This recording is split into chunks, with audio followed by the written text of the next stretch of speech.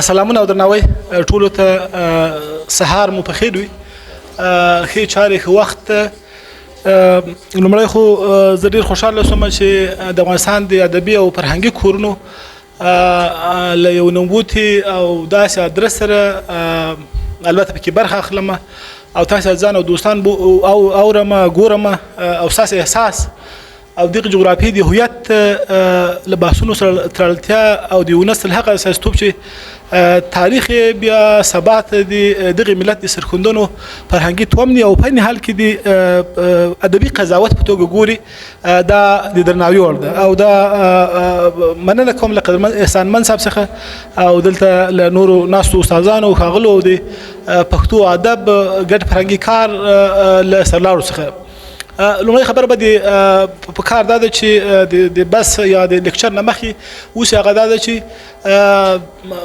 د ملتونو تعریف پرون ابد طلوع کې بحث وو فکر کوم د خپلواکۍ په ورځ باندې او بحث دا و چې غازي امان الله خان څنګه یو دایه او مفکوره پر مطلق دولتي هدف بدل کړه او دغه دولتي هدف څنګه بیا د پوځي مبارزې سره وتاړه او دغه پوځي مبارزې بیا څنګه د نړیوال سیاسي او حقوقي بحثونو سره غوټه کړل او افغانستان ته خپلواکي راوړه عزت یې راوړه هغه څه چې افغانستان د یو مسلمان آسیایي ملت په توګه باندې لومړی ځل چې خپلواکي ترلاسه کړه او دغه خپلواکي د نن د هندوستان یا د لوی برزنګي د 1850 کال خپلواکي حرکت بیا په 1940 کال کې د ګاندي جواهرلال نهرو یا د هند ازادي حرکت البته پراخ شخصیتونه او څیرې لري د هند پر خپلواکي بدل شو د هند خپلواکي بحث ځکه زموږ پر سیاسي او ملي ادبیاتو کې مهم ده چې هند او افغانستان خورا پراخي تاریخي اړیکې لري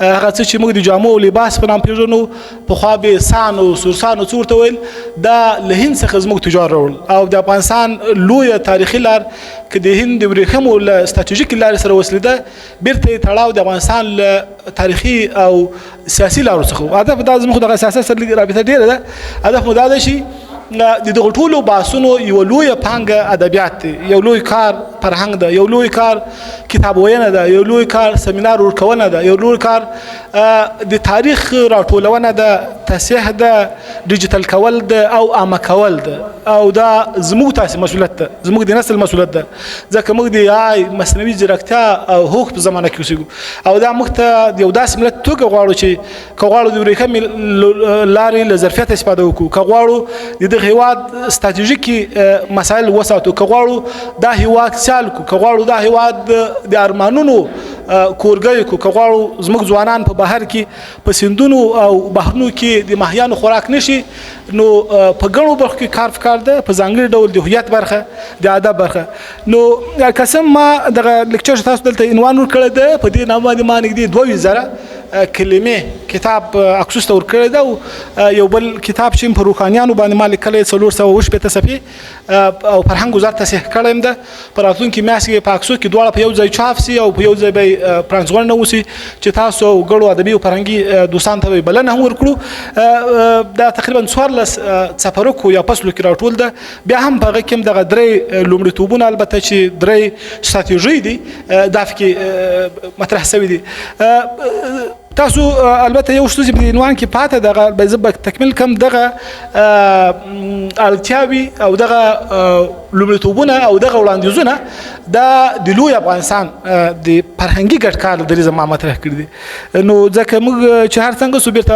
افغاني ملت پالنه باید زموږ د هویت برخه وي او دا باید هېره نه کړو ځکه دا زموږ ډېر مثبت انرژي هم ده چې زموږ قوم او ولس او فرهنګیان باید په یاد وساتي نو د لوی افغانستان د فرهنګي هویت پر بحث کې ما دغه بحث راټول کړی ده لوی بحث دا ده چې کله موږ په لوی افغانستان باندې خبرې کوو نو دا یوازې د لوی افغانستان بحث دا یوازې سیاسي بحث نه ده نه یوازې یو تاریخي بحث ده بلکې دا پراخ بحثونه که هغه رسنۍ دي که هغه علم دي که هغه اقتصاد ده که هغه هویت ده که هغه ادب ده که هغه کلتور ده رانغاړي او د دې څنګه مثلا په پراخه پیمانه او کچه دې ته کار کول پکار دي خو که تاسو غواړئ د لوی افغانستان بحث دغه کړئ نه یوازې د ډیورنډ د فرضي کرښې هغه سند چې ګواکې شته اتلس او درې دا به څېړئ بلکې په عین حال کې به د انګریزانو استعماري سیاستونه هم دغه کوي د افغانستان دغه وخت اړیکې دغه وخت سیاسي او اقتصادي او حقوقي وضعیت د افغانستان د 1919 کال د خپلواکۍ بحث د هند خپلواکۍ د هند تجزیه د پاکستان رامنځته کېدل او لغونه وروسته سیمې ته ورپېښ چلنجونه او بحثونه نو دغه زما د کتاب برخه ده او دغه باندې کتاب لیکل شوی ده او دغه بیا د واقعي بحثونو په توګه شنل شوی ده. حسن کاکړ صاحب د خدای تعالی وبخي هغه یوازینی انسان و چې موږ ته دغه بحثونو لاره خلاصه کړه. یعنی تاریخ وایي چې تاسو یوازې شفاهي روایتونه باندې منازعي دا ارشیپي علمي سندونو ته انتقال کړی. تاریخ وایي چې تاسو یوازې په یو برخه کار مه کوئ بلکې ادب فرهنګ کلتور او دې ته هم کار وکوئ ځکه موږ چې کله هم د ازادۍ جګړې کولې زمان صاحب بیا موږ د ازادۍ ترانې او تکبیرونه په یو ژبه ویل نو چې ترانې به نه وي هغه تکبیر خو زموږ د هویت برخه ده د موږ په عام هویت کې به دومره خوند نه و نو ترانې خو همدغه ادیبان ادبیات ادبي او فرهنګي ټولنې دغه فرهنګي هستۍ ملتونو ته ورکوي. نو زما دغه لیکچر چې تاسو ته باید وړاندې کړم د مغه کتاب برخه ده او په دریو برخو کې ده او الته ما البته د هر برخه په ویشت برخو کې تشریح کړې ده. یعنی هر استراتیژي 20 برخې لري او د 20 برخو باندې تقریبا 15 مخه 10 مخه 15 مخه بحث شوی ده چې نږدې 240 مخه راځي. دلته البته ما مهم په هر مثلا په التاو کې 10 مسائل په لومړیتوبونو کې 10 مسائل او په وړاندیزونو کې هم 10 مسائل ځکه موږ یوازې نشو کولای چې خپل اړتیاوې مطرح کړو بیا لومړیتوبونه څخه تیر سو ځکه که موږ لومړیتوبونه ولرو نو موږ لار او مسیر څنګه پیدا کوو. که موږ لومړیتوب ولرو او دغه لومړیتوب ته په یو معقول وړاندیز کې ځای ورنکړو نو موږ حل لارو ته نرسو موږ استراتیژي نشو کولای. چنان ځکه کامیاب 2.5 کال مخکې له میلاد څخه که تاسو د جګړې هنر کتاب ګورئ چې هغوی 2.5 کال له میلاد نه وړاندې ستراتیژیک محوره کوو لرلید محوره کوو ژوران محوره کوو سنجیده محوره ولسو دغوی نظامیانو به یوازې جګړې په تور او ټوپکو نه ګټلې په تدبیر به یې ګټلې وایي چې که زه دلته حمله کوم نو آیا یوازې ټوپک پکار ده اس پکار نه موسم پکار ده د هوا د باد سرعت پکار ده اقتصادي فشار پکار ده ټول شان مهم دي. نو البته دا کتاب بیا هم درته وایم چې دا په فرهنګي او ادبي لیدلوري لیکل شوی ده. نو په وړاندیزونو کې غټ بحث دا ده چې لومړی وړاندیز دا ده چې تاسو غواړئ البته اړتیا یو تاریخي مسله په ادبي فرهنګي پس منظر کې یا دغه په تناظر کې غواړئ مخ ته یوسئ نو د تاریخي حافظې ساتنه به کوئ. کله هم چې یو ملت حافظه ونه لري نو هغه پرون هیروي. تاریخ چې موږ وایو د نه هیریدو د حافظې او سنجیدګۍ لباسې وایو نو په همدې اساس باندې موږ باید حافظه ولرو او دغه حافظه د افغانستان د تاریخ ادبیاتو او هویت په بحث کې باید پرې خبرې وشي چې مثلا ما مخکې داونه وکړه د 1393 کال قرارداد ده د افغانستان د خپلواکۍ بحثونه دي د افغانستان حقوقي سیاسي ملي او فرهنګي استدلال ده او په عین حال کې د افغانستان د فرهنګي هویت ژبه ده استدلال ده قوت ده رسنۍ دي ښوونځي دي پوهنتونونه دي نړیواله میډیا ده فلم ده ورته نور بحثونه. دویم بحث دی اړتیا په بحث کې هغه د ګډ فرهنګي میراث د ثبت بحث ده. مثلا موږ لرو فرهنګي میراث د ډیورنډ فرضي کرښې دواړو خواو ته خو دغه میراث رسنی شوی نه ده. که تاسو غواړئ نړۍ قانع کړئ یا ستاسو بحثونه په نړیواله سطحه خلک در سره ومني نو تاسو به تولید لرئ او دا تولید به طبعا چې د کتاب په ژبه وي. دا تولید قطعا چې باید د یوې مشاعرې یوې ادبتون یوې ادبکدې له دریځ څخه وړاندې سي. هغوی ته باید قناعت ورکړل سي چې تاسې د وړاندې کولو لپاره تاریخي حافظه لري او دغه تاریخي حافظه مو د ګډ فرهنګي کارت په میراث کې تر نړۍ رسول ده. زه البته دا مسلې سیاست ته ولاړ نه سي. مثلا ولې سعودي عربستان په یمن کې اغېزه نه لري ولې ایران لري؟ ایران دا ده چې ایران ډېر کم ډالر مصرف کړي خو ډېر زیات فرهنګي کار یې کړی. یعنې ډېر کله تاسو ډېر ډالر ضرور نه دي چې مصرف کړئ په کار دا ده چې فرهنګي کار وکړي. نرم ځواک چې ده یا سافت دغه چې ده دا په نړیواله سطحه یو له منلو بحثونو څخه ده. موږ بیا د نرم ځواک په بحث کې پراخ کار لرو. مثلا کلتوري ډیپلوماسي لرو چې بهرنیو چارو باید مخ ته یوسي او دا باید کار وکړي. د دې ترڅنګ دریم بحث چې ده څلورم بحث هغه د پښتو ژبې علمي او فرهنګي ځواک اړتیا ده. دا ټول موږ لرو. ته ژبه لري خو دا ژبه دي یوازې په کور کې حتی د ماشوم هغه مور چې باید زوی یا اولاد پر لولو ویده کړي دغه لولو نن ستا د افغان او پښتني مور په خوله کې وچه ده. یعنې په څه معنا هغه نه ده روزل شوي هغه نه د پالل سوي، ښوونځی نه د لوستی، جومات ته نه د تللی، په روحاني مدارسو کې درس نه د ویلی، یا نور ورته بحثونه چې هغه په کار ده چې د ژبې له اړخه، ځکه ژبه مور ورکوي. دا صحیح ده چې د پلار په وراثت کې پاتې ده، خو مور ده، مور نه ژبه. نو ژبې ته کار کول پکار ده، او ژبې ته کار کول چې ده دا حقوقي کار پکار ده، فلسفي کار پکار ده، د ټولنپوهنې له اړخه کار پکار ده، د ادبیاتو له اړخه کار پکار ده، او ټول هغه معاصر بحثونه چې هغه دغه اړتیا ډکولی سي، پوره کولی سي، او تاسو دې جوګه کولی سئ چې تاسو لوی دایې او لوی ارمانونه پرې وګټئ. ځکه ارمانونه خو یوازې د تربیونو شاته خبرې نه دي، ارمانونه ستراتیژي دي، نظامونه یې پلي کوي. تېره هفته موږ د فرهنګ له وزیر صاحب سره په دې خبرې وکړې، محمود صاحب سره او شیخ صاحب محمود سره مو د علومو اکاډمۍ چې زما استاد هم ده، هغې سره مو په دې خبرې وکړې چې څنګه علومو اکاډمۍ دا ستر ظرفیت په دغه لار کې لګولی سي، او دې ته لومړیتوب محوره کار پکار ده. پنځم بحث دا ده تاسو ژبه ته هم کار وکول، خو د ژبې ته څنګه دغه باید ما مخکې یو خبرې اشاره وکړه، تولیدي اړتیا نه لري. تولیدي اړتیا مهم بحث دا ده چې هغه شعر ده، داستان ده، ناول ده، ننداره ده، فلم ده، او نور هنري ژانرونه دي چې باید پر ادبي او فرهنګي خونو کې شي.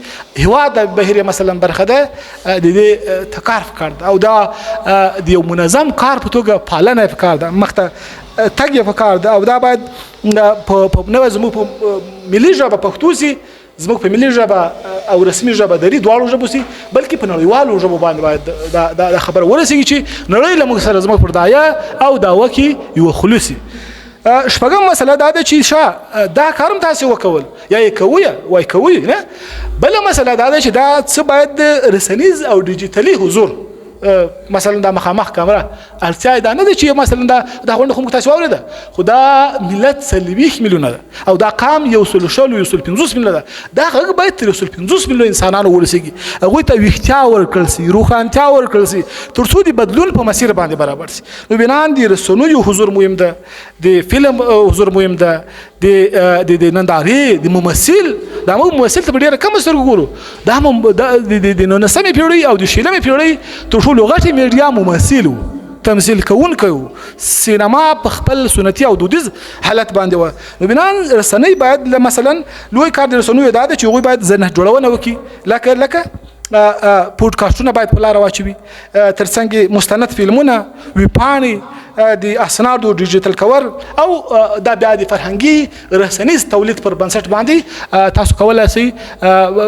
خلک راوبولئ چې دا کوي. دا مثلا موږ د دې بیلګې لرو، ایرلنډ د دې لپاره ډېر پراخه هڅه وکړه.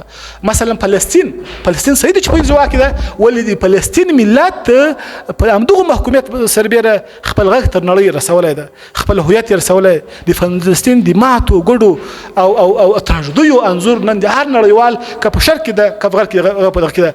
مثلا کوبیک کاناډا کې دا مسله ډېره په هوښیاري سره تکرار شوه. مثلا دا اوس تایوان د چین تر زیات فشار لاندې ده، خو همدغه تایوان توانېدلی ده چې د چین د کلتوري ډیپلوماسۍ په وړاندې خپل کلتوري هویت راویښ کړي، ورته وایي چې زه مستقل غزل لرم، زه مستقل ټپه لرم، زه کاکړۍ لرم، زه بوله لرم، زه سندره لرم، زه مصري لرم، زه لرم، زه دا لرم، دا زما تاریخ ده. تاسو د خوشحال خان خټک 40,000 یا 42,000 همدومره به وي، 40 دي که 42,000 بیتونه دي، دا خو رسول غواړي.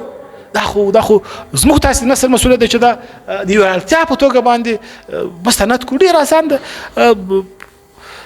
کلیاتو کتاب در واخلئ، ورته کښېنئ، ښه غږونه خدای تعالی درکړي. زما انجره ډېره ښه انجره مې نه ده، خو تاسو ته خدای تعالی جادوګر انجري درکړي.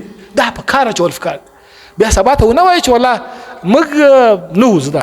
ټکنالوژي په زمانه کې اوسېږي، فیسبوک، ټویټر، انسټاګرام، ټیک ټاک. زه له ډېرو پلیټفارمونو استفاده نه کوم، خو منطقي او مثبت استفاده ډېره زیاته ترې امکان لري چې موږ یې ترې وکړو او د دې ظرفیت او ظرافت ولرو. د اړتیا په بحث کې اووم بحث دا ده چې دا ټول څه وکړو، اوس ته باید نړیوال مخاطب پیدا کړه. په کورنۍ خو دا کیسه ده، په کور کې سره وایو زما ژبه ده، ډېر ښه جوړ هم دي فرهنګي او ادبي کار ته، خو دا په کار ده چې تر نړیوالو ورسېږي. نړیوال دا ده چې ته باید مثلا دا ټول څه په انګلیسي ژبه باندې باید خبره کړي ځکه د نړۍ ژبه انګریزي ژبه ده. فرانسوي ادبیات مخکې له استاد سره ما په خبره کې غښتلي ادبیات دي. روسي ادبیات چې د استبداد په جغ او یوغ کې راځي کوي ادبیات دي. تاسو د تولستو د سولې او جګړې پراخ تاریخي اثر وګورئ چې خورا ډېر څه د انسان او انسانیت او د زده کړې لپاره سته. تاسو د ګڼو روسي ادیبانو فرهنګیانو هڅې وګورئ چې هغوی د خپل هویت لپاره کړي دي. مثلا بهان صاحب یو دوره ناوله ژباړلی دی چې ما یې لوستلي ډېر خوند سته. د کافکاز له غرور سره پکې دقیق کېږي د ګڼو ملتونو له ژبو له دودونو او له غرور سره مخ کېږي او دا غرور موږ ته د ملت توګه یادول المانځل پالل او زده کول ورنه پکار ده. اتم بحث دا ده چې دا ټول څه لري خو دې لپاره په کورډن هم تشه شته. یو تشه دا ده ستاسو او د اړتیا په بحث کې ستاسو ځوان نسل له فرهنګي ادبي تاریخي ذهنیت څخه ناشنا ده ورسره بلد نه ده. په کال کې یو کتاب نه وګوري په ټیک ټاک او دې کې څلور ساعته پروت دي کار یې ورته ویلی دا بیخي خو په یو کتاب نه وایي. د غني خان یو کتاب نه وایي. د خوشحال خان خټک دستارنامه نه وایي چې 22 هنرونه او 22 دغې پکې لیکلي دي چې دا ستا هویت ده. پکې په عین حال کې مثلا د رحمان بابا دین پالنه دیندارۍ دا نه وایي. زموږ مولوي صاحب باید رحمان بابا ډېر مطالعه مثلا کولی شو حتی د ګلستان او بوستان معدل رحمان بابا وایي څومره زیات انسان تقوا ته بولي څومره زیات دیانت ته خدای پالنې ته خدای پېژندنې ته د خدای درک ته د خدای سترتیا ته د کائناتو فهم ته انسان ته دین په یو ډېره خوږه او له حکمت او درایت څخه پر ډک ژبه او روایت باندې ورته کوي. هغه کلمات چې رحمان بابا وایي بیخي موثر دي بیخي زموږ اړتیاوې پرتې دي. زموږ ما زما خو مدرسه لوستلې تر 14مې دارالعلوم ویلې ده له حقوق او فقه او قانون پوهنځۍ څخه فارغ یم. بیا مې له ایران څخه په حقوقي خصوصي حقوقو کې ماسټري کړې ده. نو زه پوهېږم چې د مدرسې مولوي صاحب که دغه ظرفیت د رحمان بابا زموږ په منابرو کې وکاروي زه په دې باور یم چې دا قوم به ډېر زیات ویکسي. موږ به د فیړیو مزل په کلونو باندې کړی. نو دې ته کار کول پکار ده او دا د افغان ځوان دا شاته پنځه ځوانان چې ناست دي دا باید تاسو غوندې ځوانانو څخه دا زده کړي او دا کار پر ستراتیژیک ذهنیت باندې په درک باندې وکړي. دا ټول سته. موږ بیا هم مسلکي رسنیز انځور ته اړتیا لرو. یعنې رسنۍ موږ لرو خو دا رسنۍ زموږ حقوقي استدلالونه زموږ ادبي او فرهنګي غنامندۍ او د ګډ هویت بحثونه تر مالګلې نسي رسولی. تر ګوریک پورې د ملا پیونده مسجد تر مرکزونو یې نسي رسولی. د ملا عافي فکر حضرت میرزا علي خان تر لمسیو نسي بدرګه کولی. نو دا بیا هم د رسنیو مسلکي کار ده. مثلا تاسو کولی شئ په همدغه تلیفون باندې یو وړوکی مستند جوړ کړئ چې هغه دغه تړلتیا دغه هویت دغه ژبه او دغه ارزښتونه وپالي وساتي او سبا نسلونو ته زموږ تاسو د نن کار مسؤلیت او ارزښتونه او لارمان سره کار او عملي کار او مسلکي کار او سال کار وسی. او دا د ادبي فرهنګي ګډ کار یو له جدي لومړیتوبونو څخه ده. یعنې موږ مشاعره جدي ده خو دلته تاسو دلته چې ما وکتل ګڼ نور مسایل هم شته چې هغه من حیث جوړښتونه من حیث خونه من حیث ژورنالونه باید وکول سي. او زه په دې باور یم چې دا ظرفیت په دې وطن او د وطن په روښانه او روښانه فکره نسل کې شته. که له دې نه ورېخوا سو د لسمې اړتیا په توګه موږ سوله او مدني هویت باید خپل تبلیغ کړو. او دا یوه اړتیا ده چې موږ خپل مدني غږ نه ده رسولی. زموږ ادبي مدني غږ زموږ پر ادبیاتو کې ده. افغانان په تاریخ کې یرغلګر نه دي واقع شوي. په چا موږ یرغل نه ده وروړی. چینایان وایي چې افغانستان د چین یو له 800 هغو ګاونډیانو څخه ده چې پر چین یې یرغل نه ده کړی. چینایان ورڅخه خوښ دي ځکه هم غواړي د واخان لاره در خلاصه کړي او نړیوال بازار ته دقي. دا په ادبي فرهنګي کار کې مهم بحث ده چې موږ له ادبي او فرهنګي دریځونو څخه له بهیرونو څخه د خپل وطن د سولې هویت او مدنیت دغه تر نوره ورسو. او موږ وایو چې موږ هغوی ته وایو چې موږ انسانان یو موږ انساني احساسات لرو موږ درک لرو موږ ارمانونه لرو موږ هیلې لرو موږ غوښتنې لرو موږ پوښتنې لرو. او دا باید نړۍ دا له موږ څخه ده ځکه زموږ په وړاندې چې کوم څه لیکل شوي دي هغه اکثریت انګریزانو لیکلي دي. مثلا تاسو د الفنستون د کابل سلطنه کتاب 1312 کال چې مطلقاً یو اطلاعاتي کتاب ده، هغه افغانانو قصدن غواړي چې په لوی لاس بدر معرفي کړي. کله هم چې تاسو غازي امان الله خان ازادي خپلواکي ګوریم درته معلومیږي چې موږ سره څومره ظلم او خلکو کړی. دا ظلم زموږ نن ادیب او فرهنګپال او بهیروال ته ورګرځي چې دغه مسایلو ته د سولې او مدنیت لړخه د احکام ورو پیژني. تر ټولو ته ځکه یو ساعت نه سل ساعتم لګیاسم یا 30 ساعت یا 30 ساعت لکه فیډر کاشټو په ملګرو ته لګیاسم، خو تاسو یو شعر یو بیت یو ټفه په دې کام په دې ولش ډیر اغیز لري. ځکه دا کام او له ژبه اصلا ادبي ژبه ده. تاسو د محمد ګل نوري صاحب ملي هنداره وګورئ درخی چې د کام خزو څومره له هویت سره تړل درلود. د کام عالمانو څومره له شعر او ادب سره علاقه ده. زموږ د ټولنې غټ شمېر فرهنګپالان دیني علما دي. مثلا تاسو ته د پخوانی د اسلامي بهرنیو چارو وزیر مولوي صاحب عبدالغفار بریالي غټ ادیب ده، غټ ادیب تیر شوی ده او ډېر زیات کار یې کړی. بریالي او دغه دغه شعرونه د افغانستان مطرح او سندرغاړو ویلي دي، خو موږ یې نه پېژنو چې دلته شاه یو دیني عالم دا شعرونه او ډېر ژور اندېښنې شته. ګڼ داسې نور چې زموږ د ژبې او هویت برخه دي او کولی سو ویې فالو کولی سو دغه.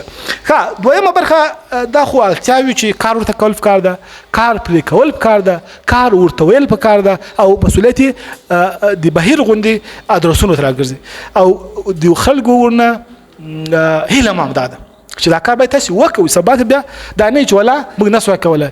ایو وای زه خو د مدرسې شاګرد یم، وای کار څو نه پښتنه کړو یا طالب علم نه چې دا درس زده وای نه وای ولې ودلته زنه وم، وای دا درس زده وای نه ودلته ملا صاحب نو دا زده نه ولې د رخصتي و په دې زوای دواړه نو دغه کیسه بیا سبا درس تاریخ نه مانی، دا کیسه سره نه مانی. دا به موږ نن حل کوو او سبا ته به دا د نن نسل مسؤلیت به سبا ته نفري کړو. ځکه موږ تاسو الحمدلله اوس ټول موږ ځان ته اخلاقونه وایو نو مسؤلیت خو ډېر زیات راګرځي.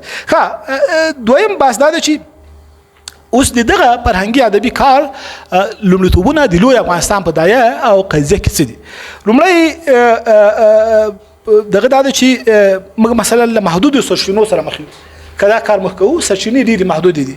دویم بحث دا ده چې موږ پکې د لومړیتوب خبره ځکه کوم چې موږ پکې وایو چې له کوم ځای ښه پیل کړو. دا کار خو زه کوم خو له کوم ځای پیل کړم، له هغه سره پیل کړم، له دغه سره پیل کړم، ستا په خوښه پیل کړم. څه دي دا مسیر باید واضح وي. دا مسیر که کله واضح نه وي ستونزه دا ده چې موږ بیا نو څه کولی چې وړاندیزونو ته ورسو او وړاندیزونه عملي کړو.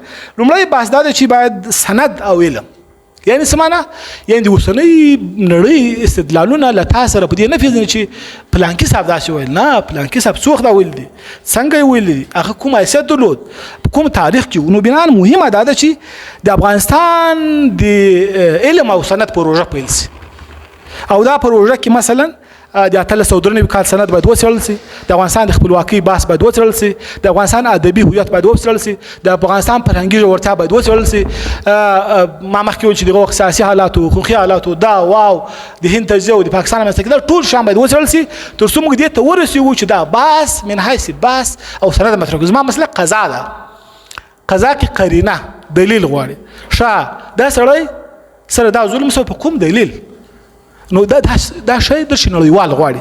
ځکه د علم صنعت او ساينس په زمانه کې د ساينس په زمانه کې دلیل ژبه خلک درنه غواړي. د ټکنالوژي او مصنوعي ځیرکتیا په ژبه کې د نه پاڼه مخ غواړي. نو دا څه باید ته ځوان، ته بهیروال او ته فرهنګپال او ته یو څوک چې د دې خبرې وس لري یا پکې ذهن لري یا د پکې ذهن پکې څه ورته چورت پکې وایي، نو دا کار باید وکوي. دویم مسله دا ده چې کې مثلا موږ اسناد راټول کو، نسخې راټول کو، نقشې راټول کو، مکتوبونه راټول کو، دلایل راټول کو، کتابونه ولیکو او نور بحثونه. دویم بحث دا ده حقوقي څېړنه چې ضرورت زما مسلک ده. مثلا حقوقي څېړنه باید دا وي چې ښه ته دا ټولوي، نړۍ درنه دا د حقوقو په ژبه غواړي واوري. نو د حقوقو په ژبه چې واوري ښه دې لپاره حقوقي مطالعات پکار دي. حقوقي مطالعات په دې کې پکار دي چې باید مثلا تاریخي حقوقي وضعیت دې مسلې روښانه شي. دویم مسله دا ده چې د 1393 کال سند حقوقي ماهیت باید پرې کار وشي. څلورمه مسله دا ده چې 1999 کال د افغانستان د خپلواکۍ حقوقي ماهیت او تحول باید تر څېړنې او شننې او ګروېږنې لاندې ونیول شي. څلورم بحث دا ده چې له 1940 کال نه وروسته چې پاکستان رامنځته کېږي دا خبرې باید پرې کار وشي چې څه وسو څنګه وسو او په عین حال کې هغه حقوقي استدلالونه چې موږ لرو هغه قصه لاونه چې موږ لور د منابع او بیرته د سند او علم پر ربه او هویت او خبره باندې وړاندې کو. دریم بس بیرته ګډ فرهنګي هویت ته راګرځي. ګډ فرهنګي هویت هغه د چې د کرخي دواړو غاړو د خلکو او لسونو میراث باید خوندي سي. دغوی ادبیات، دغوی فرهنګي هڅې، دغوی شته. موږ نه پوهېږو چې مثلا په شمالي وزیرستان کې خلک لهجه څنګه ده، هغوی شړومبو ته څه وایي، هغوی ډوډۍ ته په کومه ژبه وایي، هغوی احساس څنګه ده، هغوی مازدیګر په خپلو ټوپو کې څنګه ستایي، هغوی له ښار څخه پر کاکړیو څنګه ښه راغلاس وایي، هغوی زما غوندې فکر کوي، هغوی نړیوال لید څه ده، هغوی څنګه پام لري، هغوی ژوند ته په کوم سترګو ګوري، هغوی صنعتي او اقتصادي بدلون چې دوی پر شاوخوا او دوی پر کلي روان ده دا څنګه کوي، هغوی له خپلو وسایلو او اختیار څخه څنګه خبره ده. دا بیرته د ګډ فرهنګي کار دغه ده چې مثلا دې ته ژبه بیرته شعر ده، موسیقي ده، ولسی ادب ده، دودونه دي، تاریخي روایتونه دي، ځایونه دي، کورنۍ دي، اړیکې دي، ګډې کیسې دي او ورته نور ډېر مسایل دي چې دا هم بیرته فرهنګي خونو، علمي خونو، فرهنګي دریځونو دې ته ورګرځي. په دې کې را سره خسته ځکه نشي چې ټولې مسلې چې موږ تاسو څېړو وویلو ما ویلو دوه ویل نه، دا به علمي اړخ ته دې ته د کوي. او د لیکچر ماهیت هم دا ده چې یوه قضیه باید ته پر دلایلو باندې، پر لومړیتوبونو باندې، پر وړاندیزونو باندې ثابته کړي. بل باز دا چې دا کار د وکول نو بل لومړیتوب دا د څلورم چې ادبیات او هنر باندې پانګونه پکار ده. مثلا موږ باید مثلا د ادبي بهیر، هیواد ادبي بهیر، د افغانستان د ګډې حافظې ادبي بهیر، بریا ادبي بهیر، افغان ادبي بهیر، پلانکی بهیر دغه درسونه باید پیاوړي سي. ځکه دا د ادبیاتو، هنر او د فرهنګي لومړیتوبونو او ستراتیژۍ او خبرو دریڅې دي، دریځونه دي. د دې ملاتړ فکر دا ډېرول فکر ده. پر ما چا ویل چې جامع صاحب دا بخښنه وي چې تاسو مراسته هلته له موږ سره سئ. ما ورته زه خو ډېر خوشحاله کېږم، خو آیا په یوه کوټه کې چې دلته موږ 100 نفره لرو، 100 کسان لرو او دې کوټه کې 10 نفر جایي، 10 کسان جایي، آیا دا 100 کسانو ته دلته ظرفیت لري؟ ونه زه خو نه لرم. با چې 100 کسانو ظرفیت نه لري نو دا ملت 40 میلیونه ملت ده. دا 40 میلیونه ملت باید تاسو په لږ تر لږه په 4,000 ادبي او فرهنګي بهیرونو کې راغونډ کړئ او راټول کړئ او هغوی باید کار وکړي. یعنې 1 او 15 ادبي نه 4,000 ادبي بهیرونو ته د افغانستان په 400 څو ولسوالیو کې ضرورت ده. زموږ دغه ادبي بهیر ته خو د شاوخوا خلک به راځي، کندهار ته به څوک ورځي، زابل ته، بغلان ته، نیمروز ته، هرات ته، لوګر ته، هلته هم انسانان اوسېږي، هلته هم استعدادونه دي، هستۍ دي، وړتیاوې دي، هغوی ته باید دا شی نږدې شي تر څو دغه غږونه رابدرګه شي او په مرکز کې د یو لوی غږ په توګه باندې مخکې ولاړ شي. پنځم بحث بیرته هم هغه هم د تاسې برخې ته راګرځي. هغه زه خو البته باشن خلک وایي چې مثلا زه نیمچه ملا یم، ملا خو نه یم خو نیمچه ملا یم، چې دا باشانو سره خلک وایي چې ماته په واتساپ کې وایي چې ټویټر کې دوستانو سره جنجال شي، ولې دا باشانو باندې ته څنګه ټینګار کوي، که بل څوک یې کوي نو ته څنګه کوي. هغه مثلا د فلم برخه ده، فلم ډیر مهم ده. تاسو دا پیږئ دا د حضرت یوسف د فلم پوښتنه وکړئ په دغه نه میډیا نه وکړئ چې درته ښیي چې ایرانیانو په دغه فلم باندې په موږ باندې هم سخته ډېر پیسې وګټې دي، یعنې دغه سریال چې ده دا په موږ باندې هم ډېر پیسې وګټې دي. ځکه دا شیان که موږ غواړو که نه غواړو موږ به ورته پرې پیسې ورکوو. لګښت ده، په بازار کې 15 ډوله څښاک دي، حتما به ته پرې پیسې ورکوې، ځکه ډوډۍ دې خوړلې دي، غوښې دې خوړلې دي، معده به د هضم کړي، نو حتما یو څښاک پسې خورې. دا که د هر شرکت کې ته تولید پیدا نه کړې دا نشې کولی. موږ ته پکار ده چې د فلم هنر او صنعت ته مخکې ولاړ شو، خصوصا مستند فلم. د مستند فلم نړیوال ایوارډونه هم شته، دریځونه هم شته او نړۍ پرې ډېر کار کړی ده. په دې برخه کې هم لیکوالان، څېړونکي او ادیبان کولی شي چې عادي کمره راواخلي، ورسره واخلي، یوه غونډۍ معرفي کړي، یو کلی معرفي کړي، یو کتاب معرفي کړي، یو تاریخي شخصیت معرفي کړي، یو میلمه پال څوک معرفي کړي. دا هم ستا د هویت او ارزښتونو برخه ده چې هم د ډیورنډ د فرضي کرښې ای خواته باید فکر وشي او هم دې خواته فکر. شپږم لومړیتوب نړیواله ژبه ده چې ما مخکې یادونه وکړه، پرې ټینګېدل نه ده پکار. اووم مسله بیرته هم ځوانان دي چې ورته مسؤلیت متوجه ده، ما یې مخکې یادونه وکړه چې ځوانان ته ډېر کار کول پکار ده. اتم مسله فرهنګي ډیپلوماسي ده چې د بهرنیو چارو وزارت ته باید مخ ته یوسي. زموږ هلته ډېر زیات ملګري دي، نومونه به دلته نه اخلم. زموږ د سولې یو ټیم او کور درلود، 15 ملګري هلته اوس رئیسان دي، هغوی ته مو بیا ویلي دي چې او اوس ورته پام هم دی مسایل دوسته چې په فرهنګي ډیپلوماسي کې باید زموږ ژبه، زموږ هنر په کنفرانسونو، سمینارونو، غونډو کې وړاندې سي او ادبي او فرهنګي کار باید وسي. د افغانستان فرهنګي او کلتوري امور اتشه باید په دې اړوند باندې کار وکوي. مثلا موږ باید د افغانستان د شعر یو غټه کانګره دایر کو د دواړو خو دي فرهنګیانو تر اوسه یو ګډ ادبي کور موږ نه لرو. یو ګډ ادبي کور ننګ صاحب نشته، سلمان صاحب شته نشته، یو ادبي ګډه جرګه نسته. خاطر دونه غټه خبره پاله یو د راشد شیخونه و درس نه لري لکه دلته تاسو نه اساس چې راځي سره ټوزه خبره خو په یو کوټه کې سره وکړو. دا کوټه ورکه ده، دا خونه ورکه ده. نو دا خبر ته جوړوي چې د عقد تاو د ژبه او د احساس سره اوسي چې څه سره وایس په خپل ژبه باندې سره پوسو چې تاسو ادب شه ده یو خلوی اس کنه اس کوم کله تقاضا لور شي پلانکای سړی مثلا یو څوک د زبینوم ناخله ما تلویزیون کې سره ډیر جنجال وکړو هغه چاول چې هغه ول د کار کې ما هغه زنه ملامتوم ځکه هغه ته ما خپل پیغام درسولې زه خو یو طرفه قضاوت نه څنګه کولای چې پلانکای سره دی ما خبره حتما ومني ما څومره کار کړی کما کار کړی خو بیا زه هغه پالد چې ما کار نه کړی نو هغه څنګه زما ملامت کړ. زما ادب دا چې موږ له کار نه مخکې قضاوتونه باید ونه کوو، موږ له کار نه مخکې باید هغه ستر ملت محکوم نکړو. غازی امان الله خان چې کوم خپلواکۍ ګټلې ده دا د لر افغانانو په زور ګټلې. د کابل د حاکمیتونو او حکومتونو ثبات د لر افغانانو په وینو پال شوی ده. تاسو مومن مه هېروئ. تاسو د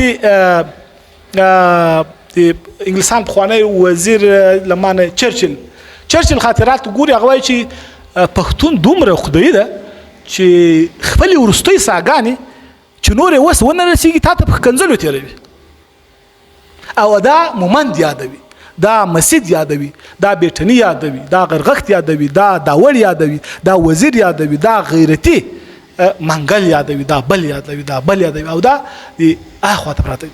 نو غوړي ډېر قرباني ورکړي خو موږ ورسره هغه ډول ځواني چې په کار وه کله هم ونه کړله.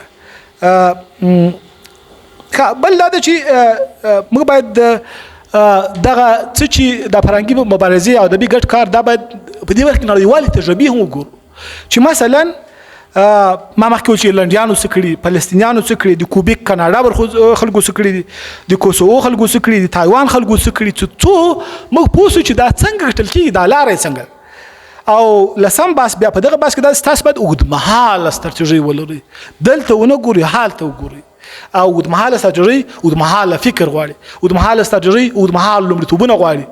او دا لومړیتوبونه بهیرونه جوړښتونه د فکر خونې دا جوړولی سي، دا یې پنځولی سي، دا یې رسولی سي او دا یې ظرفیت دی لري چې په کار د لیک تر 15 کاله نه تاسو خپل یو 15 کاله ستراتیژي ولرئ چې موږ 15 کاله کې دغه کار نه کوو. خیر که ورته ونه رسېږي 15 کاله نه غټ تحقیقاتي مرکزونه باید 10 کلنه ستراتیژي ولري، حکومتونه باید لیک تر لیکه 20 کلنه ستراتیژي ولري. دا منځمهاله لنډمهاله اوږدمهاله لیدلوری چې ونه لري ملتونه ژوندي په لیدلورو دي. شاعران چې نن شعر نه وایي دا خو د ځان لپاره نه وایي چې یو څوک چکچکې ورته کوي زنده‌باد، نه دا دې لپاره چې دا زما د هویت برخه سي. خوشحال خان خټک ستاسو واوري خو هدف دا ده چې هغه د یو نسل خو هغه د نسل پیغام او د هغه نسل احساس درک او تاریخي فرهنګي اړیکه نن هم له موږ سره شریکه ده. نن هم زموږ ملت فعالین همدې سیرون ته ضرورت لري چې باید تر تغذیه وکړي ځکه زه په دې باور یم چې زموږ ملي او اسلامي ګټې واحدې ګټې دي او دا شی څوک درنه وانه خلي. زموږ دین زموږ سره کرښه ده، زموږ افغانیت زموږ سره کرښه ده. افغانان پرته له دې واحد هویت نه چې یو اسلامیت دی او افغانیت ته ډېر بد ښکاري. دا که تاسو باچا خانه واخلي دا خبره کوله، که دا تاسو مثلا غني خانه واخلي دا خبره کوله، که په ژوره توګه مطالعه سي تاسو غني خان په ډیرو سطحي ډول نشي مطالعه کولی. غني خان باید د غني خان دغه وخت د ستراتیژیکو حالاتو په تناظر کې وکړي. بیا پوه شئ چې دا زموږ د کام یو ګرو یو نوښتګر و. مثلا تاسو محمد امین ملنګ جان را واخلئ.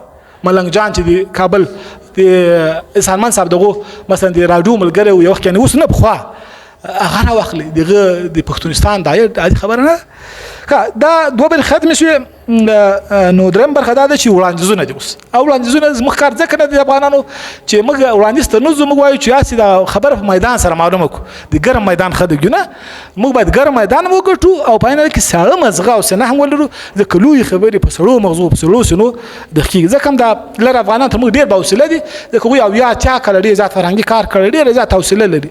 موږ ته دې خدای تعالی دغه حوصلې راکړي. په دې کې بیا هم لومړی بحث دا دی ستاسې باید دا بیا بل بحث ده چې البته له دې تربونه یوازې نوم مطرح کوم جغرافیایي مطالعات باید ورته کار وسي. دویم مسله ده د اسنادو ډیجیټل کول پکار ده، یعنی اسناد به راټول کړئ، تصحیح یې کړئ، ډیجیټل یې کړئ، عام یې کړئ، خلکو ته په واک کې ورکړئ. سکن باید سي طبقه بندي باید دا ډېر تخصصي بحثونه دي، البته ما په کتاب کې پرې در څلوېښت صفحې بحث کړی. بل بحث دا ده چې باید مجلې ولري، ورځپاڼې ولري. بل بحث دا ده چې د ګډې حافظې پروژه ولري، تر دې عنوان لاندې ورته نور بحثونه چې بیا هم تاسې فرهنګیان، ادیبان، لیکوالان، څېړونکي، شنونکي دا باید فکر راټول شي او دا خبرې وپالي او سبا ته فري نه ږدي، ځکه موږ د نن نسل خبره ده او د نن نسل مسؤلیت باید نن ادا سي او موږ د سبا پر وړاندې بیا سخت مسؤل. د ګډ فرهنګي میراث اطلس باید جوړ شي. موږ تر اوسه پورې حتی د افغانستان فرهنګي اطلس نه لرو چې دا باید ډیجیټل سي، اسناد وي، مکتوبونه وي، دا وي، هغه ځوان د یو شعر لیکي، بل ځوان د یو نظم لیکي، بل ځوان د یو مقاله لیکي، دا باید ټول فکر راټول سي، دا باید وشلل سي، د نړیوالو ژبو ستندردونو پر بنسټ باندې باید نړۍ ته وړاندې کړی سي. شپږم بحث بیرته د ګډ فرهنګي بیا فرهنګي تولید چې ستاسو له کتابونو نیولې تر نورو ګڼو برخو کې تر کتابونو ګډ کار فکر ده. وم بس ځوان څېړونکي باید کار وکړي، ځوانان دي، ځکه د ځوان او زاړه او ماشوم ترمنځ فرق په دې کې ده چې ماشوم ښه انرژي لري خو نه حرکت کولی شي او نه حافظه لري. سپین ږیری یا مشر چې ده دا ښه عقل لري، ښه سنجیدګي لري، ښه تجربه لري، خو دا د ځوان انرژي نه لري چې له دې نه استفاده وکړي. نو تاسې هم سنجیدګي، عقل او عقلاني، عقلګرایي، پختګي لري، هم انرژي لري. نو تاسې یعنې ځوانان، ځکه حتی د رسول الله مبارک تر ټولو زیات یاران ځوانان، احد، بدر، خیبر او د موته غزاګانې دا د رسول الله د ځوانو یاران، ټول صحابه وګوري ځوانانو.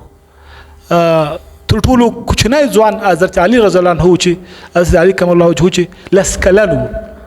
نو بینان موږ ته له لسو کلو مسؤلیت راتر غاړې ده او له لسو کلونه زموږ خبر رسول پکار ده.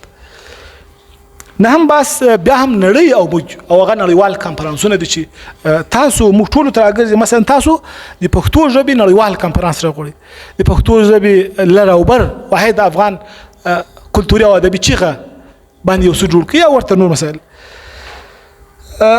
دغه مسایلو چې کار فکر کول پکار نور هم مثلا دا د چې یو سند او یو کیسه ما یو استراتیژي جوړ کړې ده 15 صفحې ده په کتاب کې شوی سوي ده چې پراخه ده د دې کمپاین پکار ده یو حل لارې په توګه یو حل لاره یو کیسه یو سند یو کیسه.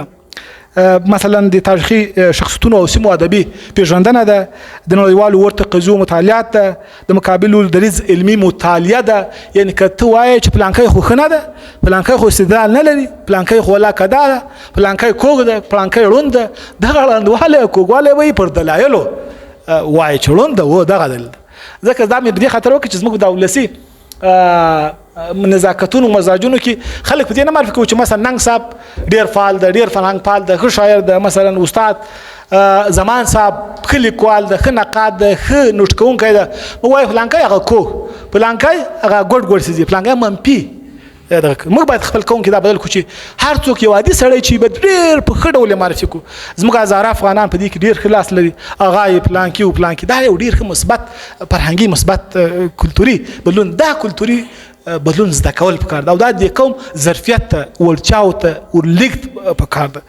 په اخر کې بیا هم که موږ هر څه مطرح کوو باید دا په اخلاقي چوکاټونو کې مطرح کوو، په استدلال باندې مطرح کوو، په سند باندې مطرح کوو، د نړۍ د منطق پر بنسټ مطرح کوو. موږ نسو ویلی چې زموږ د بابا توره تیره وله او ډېر فتوحات یې کول. ښه بابا توره مو تیره وه، فتوحات یې کول، ډیله یې ونیو، پانفت دغه کو، خو دغه توره ساتل پکار ده، د دې برم درک پکار ده.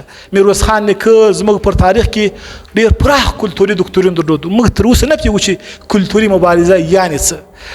تاسو که د شاه اشرف او د زینب هوتک یا زینوبه هوتک د واک او قدرت جګړه او فرهنګي اغېزه وګورو ډېره پراخه وه.